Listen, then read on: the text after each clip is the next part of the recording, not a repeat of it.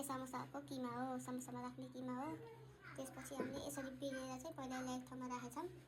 यसरी राखेपछि चाहिँ हो त्यो यहाँ हाम्रो दिदीले प्याक गर्दै छिन्। पसिना लिएर यिनको हालत गर्मी यस्तो छ।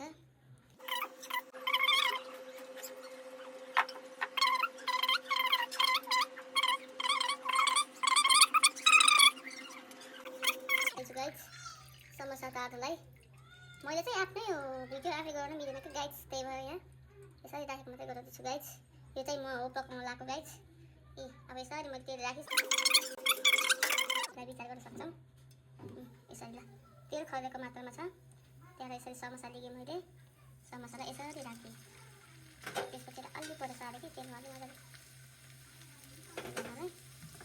त्यसपछि सधैँभरि यो समोसा एकैचोटि यसरी राखेर हामीले पकाउँदैछौँ गाइज।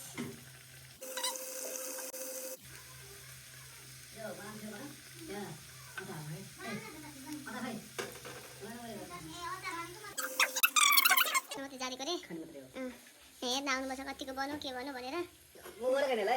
के गरेको यसो दबाउनु पर्दैन के गाइज, चित्त पराउने केही कुरो होइन गाइज। हेर्नुहोस् चित्त केही कुरो बुझ्दैन उहाँलाई, मै मान्छे चित्त नपराउने।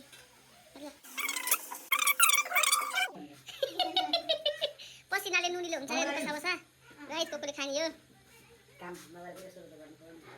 ए त साथै थियो त, किन अझ चलाएको? पङ्खा थियो गाइज, हेर्नुहोस् पङ्खा थियो, तर पनि यिनलाई ख्याल भएन रे। पसिनामा चुदुम्म रुजेर पकाए यस्तो हुन्न रे, त्यही भएर पसिनाले यस्तो पसिना हेर त गाइज। हेर पसिना हेर गाइज, यति पसिना बनाएर बेलेर राखेर रुपा समोसा पाक्दैछ गाइज।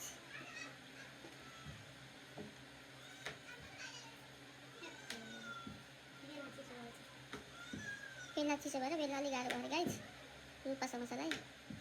पसिना रुपा समोसा गाइज, रुपा